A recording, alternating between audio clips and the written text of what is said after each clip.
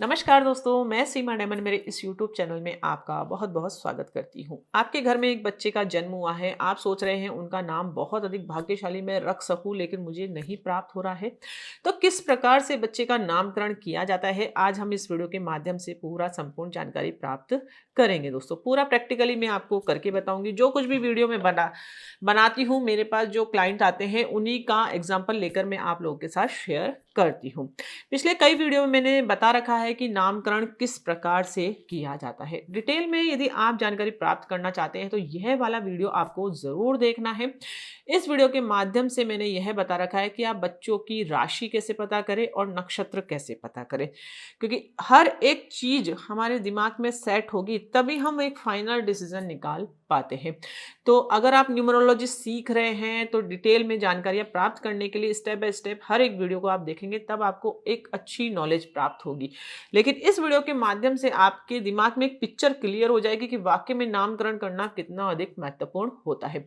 क्यों? क्योंकि हमारे जीवन में सबसे पहली आइडेंटिटी हमारा नाम होता है। नाम यदि हमारा परफेक्ट हो जाए, उसकी वाइब्रेशन यदि अच्छी हो जाए, हमारे कुंडली के माध्यम से भी वह अच्छा हो, हमारे मजबूत ग्रहों के अनुसार हो, हमारी राशि नक्षत्र के अनुसार हो और न्यूमरोलॉजी के अकॉर्डिंग मूलांक भाग्यांक को भी सपोर्ट करता हो, तो आप सोचिए कितना अधिक अच्छा होगा। जीवन में किस्मत के सितारे आपके बुलंद होंगे। कम मेहनत में हमको जीवन में अच्छे परिणाम प्राप्त होते हैं। बहुत सारी जो प्रॉब्लम्स हमारी लाइफ में होने वाली होती है या होती है, वह बहुत अधिक हद तक कम हो जाती है। क्यों? क्योंकि हमने हमारे जीवन में सबसे पहला कार्य यह करा है कि हमारे नाम को ही हमने बिल्कुल परफेक्ट कर लिया है, अर्थात लकी कर लिया है। तो आपके घर में बच्चे का जन्म हुआ है तो सबसे पहला प्रथम कार्य यही होता है कि हम उनका नामकरण करते हैं। नामकरण संस्कार किया जाता है। बहुत सारी भ्रांतियां होती हैं कि नामकरण किस प्रकार से किया जाए, तो आज आपकी सारी भ्रांतियां यहाँ पर दूर हो जाएगी। तो चलिए शुरू करते हैं दोस्तों। तो पूरा मैं आपको एक पहले प्रैक्टिकली बता देती हूँ कि किस प्रकार से नामकरण किया जाता है। कई लोगों को विश्वास भी नहीं होता है कि ये कोई फेक इंफॉर्मेशन तो नहीं है, इसीलिए बिल्कुल मैंने आपको बाकायदा बता रही हूँ मैं आपको। ठीक है, ये आप देख सकते हैं। एक जातक ने मेरे माध्यम से कांटेक्ट किया था। उन्होंने कहा था कि अपने बेटे का सही नाम मैं जानना चाहता हूँ। पूरा रिप्लाई किया जाता है बाकायदा। सबसे पहले बच्चे की जो भी डेट ऑफ बर्थ होती है उसके अनुसार बच्चे की एक कुंडली बनाई जाती है। सबसे पहला स्टेप होता है कुंडली बनाई जाती है। उसमें जो ग्रह नक्षत्र है, जिस समय बच्चे का जन्म हुआ है, चंद्रमा जिस राशि में था, जिस नक्षत्र में था, जिस चरण में था, उसका प्रथम अक्षर आपको बताया जाता है। वही ईश्वर ने आपको दिया है कि हाँ, इस अक्षर से आपको नाम रखना है। क्यों? क्योंकि ईश्वर ने हमें सब कुछ दिया है, लेकिन हम अज्ञानतावश नहीं जान पाते हैं कि ईश्वर ने हमें कितनी अच्छी अच्छी चीजें दी है। तो कुंडली के माध्यम से आप अपने जीवन का पूरा सार जान सकते हैं। यहाँ तक कि क्या करियर होगा, कैसा हेल्थ होगा, किस दिशा में हमारे को जीवन में अच्छा लाभ प्राप्त होगा, हमारा आने वाला भविष्य कैसा होगा, सब कुछ हम कुंडली के माध्यम से जान सकते हैं। ग्रहों की स्थिति के अनुसार ये सब कुछ प्रिडिक्शन किया जाता है, क्या दशा आपकी चल रही है। तो जब बच्चे का जन्म हुआ तो सबसे पहला प्रथम कार्य ये होता है कि उसका नाम का प्रथम अक्षर आपको फाइंड आउट करना है। प्रथम अक्षर कैसे फाइंड आउट करते हैं, ये वाला वीडियो आप देखेंगे तो आपको पूरा नॉलेज हो जाएगा। यहाँ मैं बता रही हूँ कि चंद्रमा जिस राशि में स्थित होता है, जिस नक्षत्र में स्थित होता है और जौन से चरण में वह स्थित है, वह नाम का प्रथम अक्षर होता है।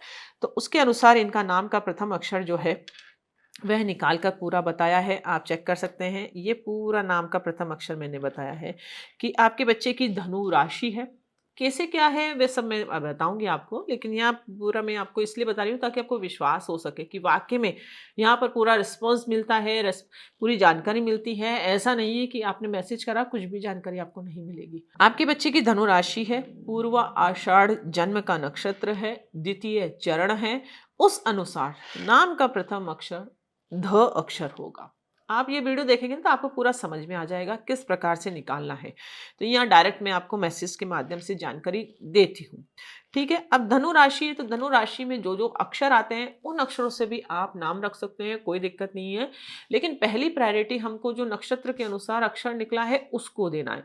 कई बार क्या होता है, कई बार टिपिकल अक्षर आ जाते हैं, जैसे ख अक्षर आ गया, ढ अक्षर आ गया या और अदर ढ अक्षर आ गया जिनसे नाम बहुत कम होते हैं, तो हम सेकंड ऑप्शन पर आ सकते हैं। लेकिन अगर पहली प्रायोरिटी पर आप फ़ोकस करेंगे तो ज़्यादा बेटर है। लेकिन कई बार क्या होता है, नाम नहीं मिलते हैं, नाम सेट नहीं हो पाते हैं, तो सेकंड ऑप्शन भी है। ईश्वर ने सब दिया है आपको, सिर्फ़ आपको जानने की ज़रूरत है।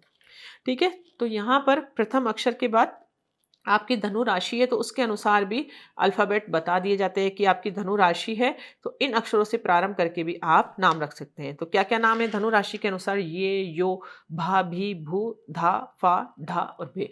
ये अक्षर जो होते हैं धनु राशि के अंतर्गत आते हैं।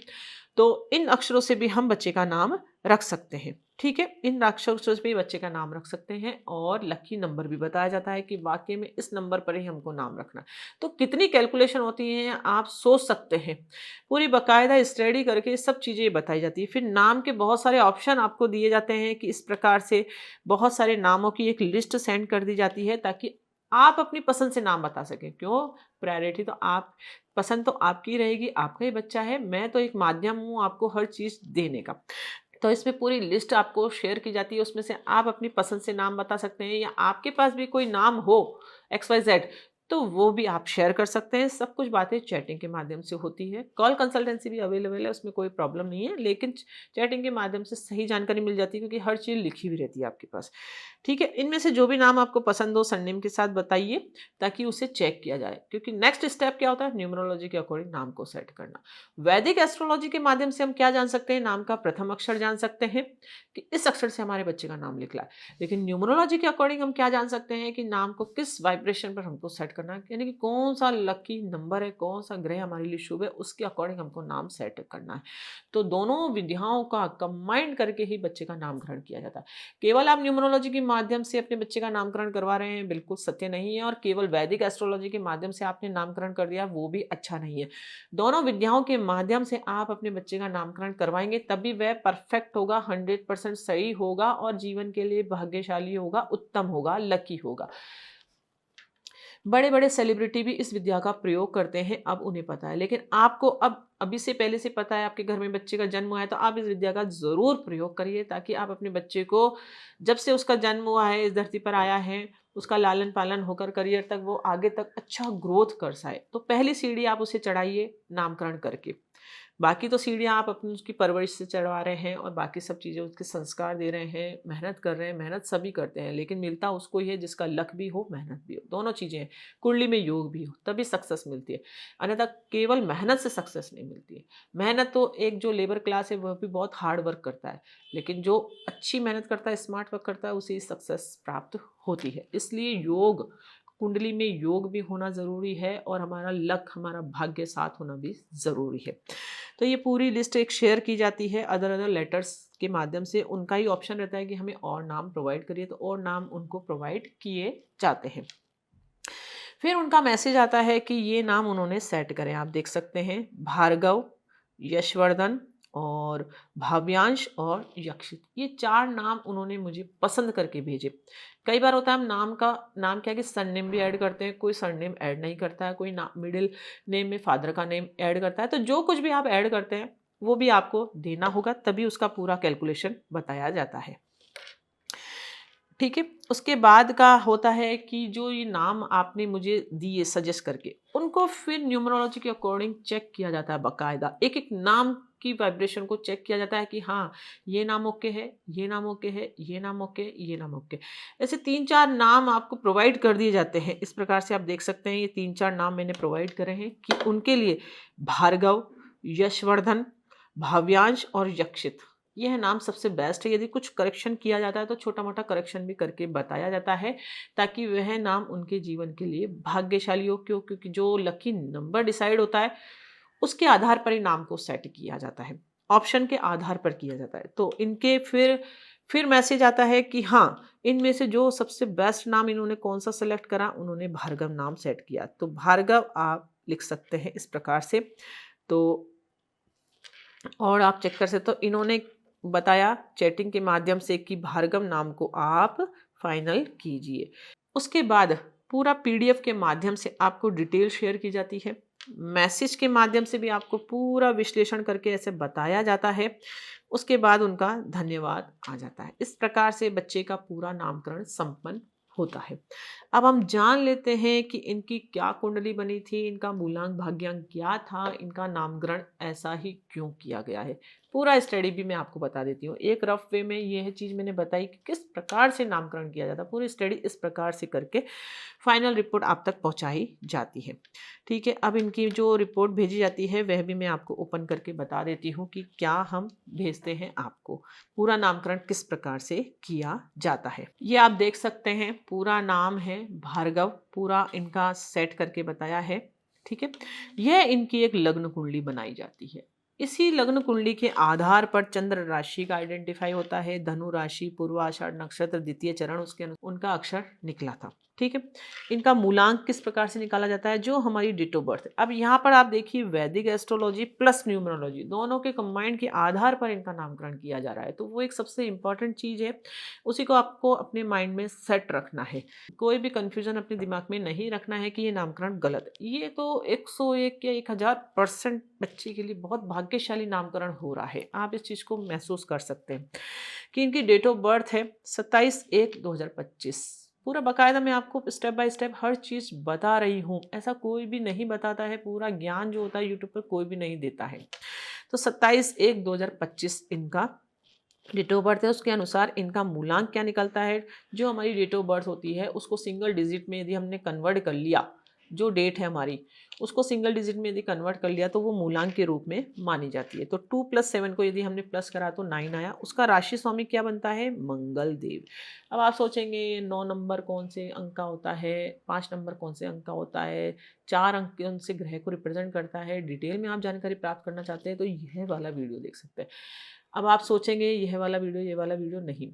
हर एक चीज़ के लिए डीप स्टडी के लिए एक वीडियो प्रोवाइड है आप लोगों के लिए, ताकि आप उस चीज़ को जानकारी महसूस उस वीडियो के माध्यम से आप पूर्ण जानकारी प्राप्त कर सकें। क्योंकि यहाँ अगर मैं पूरी डिटेल दूंगी तो वीडियो काफ़ी लंबा हो जाएगा। यहाँ हम पूरा विश्लेषण करना सीख रहे हैं कि किस प्रकार से नामकरण किया जाता है।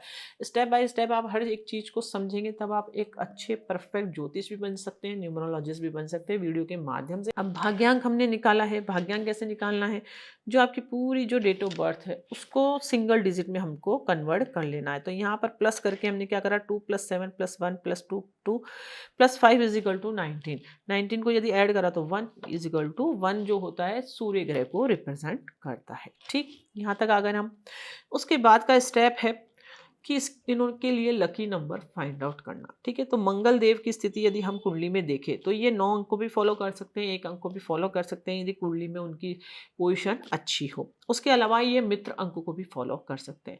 तो प्रायोरिटी इस चीज को दीजिए जो सबसे पावरफुल ग्रह आपकी कुंडली में हो उसके अंक को आप फॉलो करें, और जो मूलांक और भाग्यांक का मित्र भी हो। आपने चंद्र राशि को भी यूज कर लिया, आपने नक्षत्र को भी यूज कर लिया, और जो अल्फाबेट निकला है उसको भी यूज करा है, तो 100% वो नामकरण आपके जीवन के लिए बहुत भाग्यशाली होगा। तो इनके लिए मंगल देव और सूर्य देव की स्थिति हम देख लेते हैं। तो सूर्य यहाँ पर हम देख सकते हैं लग्न भाव का स्वामी है, छठे भाव में बैठा है। तो सूर्य के अंक को हमको फॉलो नहीं करना है, उसको अवॉइड करें। तो यहाँ पर जो डिसीजन हम लेते हैं ना, तो वो लग्न कुंडली के आधार पर लिया जाता है। भाव चलित कुंडली भी देखी जाती है कि भाई ग्रहों का प्लेसमेंट अगर इधर से उधर हो गया है तो उस ग्रह को भी हम कंसिडर कर सके। लेकिन कुंडली में जो सबसे मजबूत ग्रह है उस पर फोकस ज्यादा किया जाता है। क्यों? क्योंकि वही आपको जीवन में बहुत अच्छी सफलता देगा। मूलांक का अंक मंगल देव होता है। तो मंगल की स्थिति हम देख सकते हैं, मंगल यहाँ पर है, अच्छे भाव का मालिक है, भाग्य भाव का मालिक है, 4th हाउस का मालिक है, पोजीशन अच्छी है। तो 9 अंक को भी ये फॉलो कर सकते हैं, यानी कि इनके लकी नंबर 9 अंक भी निकलता है। लेकिन हम चाहते हैं कि मूलांक और भाग्यांक दोनों को सपोर्टिंग सिस्टम भी रहे, यानी कि दोनों का मित्र भी रहे, वो अंक भी हम फाइंड आउट कर लेते हैं, ताकि जीवन में मूलांक भाग्यांक एक दूसरे के सपोर्टिंग सिस्टम में रहे। वैसे तो मित्र है लेकिन सपोर्टिंग सिस्टम में रहेंगे तो और अच्छा रहेगा। उसके लिए क्या है, इनके मित्र अंक को भी आप फॉलो कर सकते हैं। तो मंगल और सूर्य का मित्र अंक कौन हो सकता है, 3 अंक, जो कि गुरु ग्रह का है। अब गुरु की स्थिति हमको कुंडली में देखना बहुत अधिक जरूरी है। तो गुरु 5वें भाव का मालिक है यहाँ पर, और 8वें भाव का मालिक है, 5वें भाव का मालिक है, 10th भाव में स्थित है। तो गुड पोजिशन है। तो इनके लिए जो शुभ अंक निकल कर आया है वो 3 अंक निकल कर आया है। उसके आधार पर ही इनका पूरा नामकरण किया जाएगा। अब इनका नाम जो इन्होंने सेट कर, जो बहुत सारे नाम बताए थे ना, तो उनको हमने 3 अंक पर ही कैलकुलेट करा था। 9 अंक पर भी आता तो भी बेस्ट होता, उसमें कोई दिक्कत वाली बात नहीं थी। कई बार होता है नाम जिस अक्षर पर हम लाना चाहते हैं कई बार नहीं आता है, तो सेकंड ऑप्शन भी दिमाग में रखा जाता है, हाँ भाई इस पर भी हम ला सकते हैं, लेकिन पहली प्रायोरिटी हमको गुरु के अंक को देना है। क्यों? क्योंकि कुंडली में वह सबसे पावरफुल ग्रह इनके बनता है। तो भार्गव का पूरा अगर हमने कैलकुलेशन करा तो बी जो है 2 को रिप्रेजेंट करता है, एच 5 को रिप्रेजेंट करता है। अब ये जो चार्ट है यह भी आप इस वीडियो के माध्यम से जानकारी प्राप्त कर सकते हैं। इसमें मैंने पूरा बाकायदा बता रखा है कि ए बी सी डी कौन से अक्षर कौन से नंबर को रिप्रेजेंट करते हैं।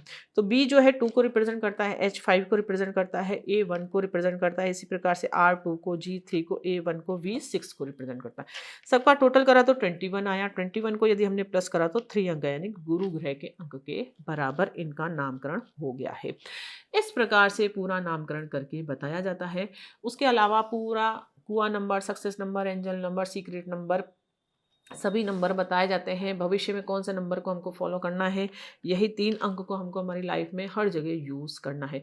इस अंक को यदि आप अधिक से अधिक अपनी लाइफ में यूज करेंगे, बच्चे का नामकरण है तो अभी से हमको अंक पता चल गया, तो भविष्य में कोई भी व्हीकल हम खरीदते हैं, कोई भी मोबाइल नंबर लेते हैं, तो इस अंक पर लाने का प्रयास करेंगे तो बहुत अच्छा पॉसिबिलिटी बनती है सक्सेस की। क्यों? गुरु ग्रह को हम मजबूत कर रहे हैं, जिससे उससे क्या होगा, करियर में हमको अच्छी ग्रोथ मिलेगी, ज्ञान में वृद्धि होगी। क्यों? क्योंकि वो पंचम भाव का मालिक भी है और गुरु की जो दृष्टियां हैं उनको, उन हाउसेस को भी प्रभावित होती है। और गुरु हमारी कुंडली में सबसे बहुत मोस्ट पावरफुल ग्रह माना जाता है। गुरु यदि कुंडली में अच्छा हो गया तो जीवन में बहुत अधिक अच्छा लाभ जातक को प्राप्त होता है, कभी भी गलत दिशा की तरफ नहीं जाता है। इस प्रकार से पूरा नामकरण संपन्न किया जाता है। मैंने पूरा डिटेल आपको समझाया है किस प्रकार से किया जाता है। हर एक चीज़ को समझने के लिए अलग अलग वीडियो भी आप देख सकते हैं, अन्यथा आप मेरे माध्यम से भी यदि नामकरण करवाना चाहते हैं तो वह भी आप करवा सकते हैं, उसमें कोई दिक्कत नहीं है। आप मुझे दिए गए व्हाट्सएप नंबर पर यदि आप कांटेक्ट करेंगे तो आपके बच्चे का पूरा नामकरण भी करके दिया जाएगा। लेकिन आप खुद भी सीख कर सकते हैं। पूरा इन्फॉर्मेशन मैंने आप लोगों के साथ शेयर किया है, किस प्रकार से न्यूमरोलॉजी और वैदिक एस्ट्रोलॉजी के माध्यम से बच्चे का नामकरण किया जाता है। तो हमेशा हमारे जीवन में हमें हर एक विद्या का सम्मान करना चाहिए। ऐसा नहीं है कि केवल एक ही विद्या को लेकर आप अपने जीवन में चल रहे हैं, दूसरी विद्या को भूल गए। नहीं, ईश्वर ने जो जो दिया है आपको अच्छी अच्छी चीज़ें, उनको हमारे जीवन में अवश्य यूज करके आप अपने जीवन को बहुत अधिक अच्छा बना सकते हैं। वैदिक एस्ट्रोलॉजी के माध्यम से भी आप अपनी पर्सनल कुंडली विश्लेषण करवाकर बहुत अद्भुत जानकारियां प्राप्त करके अपने जीवन की जो भी समस्याएं हैं चल रही हैं, उनसे आप निजात प्राप्त कर सकते हैं। सब कुछ आपके हाथ में ही है। आजकल यूट्यूब पर एक सबसे बड़ा टास्क यह भी हो गया है कि एक अच्छा ज्योतिष ढूंढना बहुत अधिक मुश्किल हो गया है। तो वीडियो का आप कंटेंट देखिए, उसकी नॉलेज देखिए, वे आपको क्या बताना चाह रहे हैं। केवल उपाय आपको बता रहे हैं, बेकार के बेवजह के उपाय बता रहे हैं, तो उन पर बिल्कुल भी आप विश्वास नहीं करें। क्यों? क्योंकि प्रैक्टिकल लाइफ में ये ऐसे उपाय करना संभव भी नहीं है और होते भी नहीं है, और इनसे कोई इफेक्ट होता नहीं है। कोई बड़ी पूजा पाठ के चक्कर में आप बिल्कुल भी नहीं पड़े। अपने जीवन में इस चीज़ को समझिए कि ग्रह आपको क्या देने के लिए आया है और आपको क्या कर्म करना है। ज्योतिष के माध्यम से हम हमारे जीवन की एक दिशा प्राप्त कर सकते हैं। आई होप आपको ये जानकारी बहुत अधिक अच्छी लगी होगी। वीडियो अच्छा लगे तो इसे आप लाइक ज़रूर करना है, दूसरों के साथ अधिक से अधिक शेयर करना है, ताकि ये अद्भुत जानकारी लोगों तक पहुंच सके और लोग बाग भी इस विद्या का प्रयोग करके अपने जीवन को खुशहाल कर सके। अन्यथा भ्रमित होते रहते हैं। यूट्यूब पर इतना सारा वीडियो आजकल आ चुका है न्यूमरोलॉजी के ऊपर कि लोग बाग इतने कंफ्यूज हो गए हैं कि कौन से अंक को उनको फॉलो करना चाहिए। अपने दिमाग में बिल्कुल एक पिक्चर को सेट करिए। वैदिक एस्ट्रोलॉजी प्लस न्यूमरोलॉजी के अकॉर्डिंग जो परफेक्ट ग्रह है आपकी कुंडली में, जो सबसे पावरफुल ग्रह है, उसके अकॉर्डिंग आपको अपने जीवन में चलना है, वही आपको सक्सेस दिलाएगा दोस्तों।